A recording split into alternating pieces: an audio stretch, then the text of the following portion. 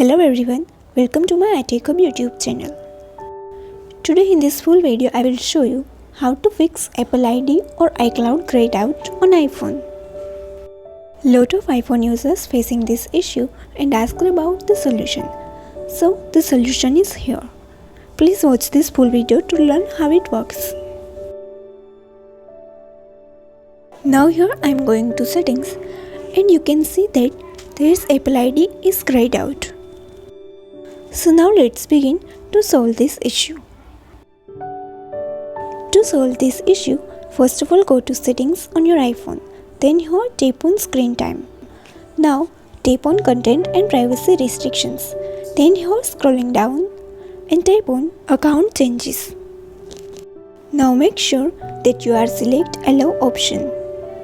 Now go back and check if your Apple ID is worked or not. And here as you can see my Apple ID is working. So that's how easily you can fix the issue for your Apple ID is grayed out. If this video is helpful then please don't forget to like, share and subscribe my channel. Thank you so much. We'll see you in the next video.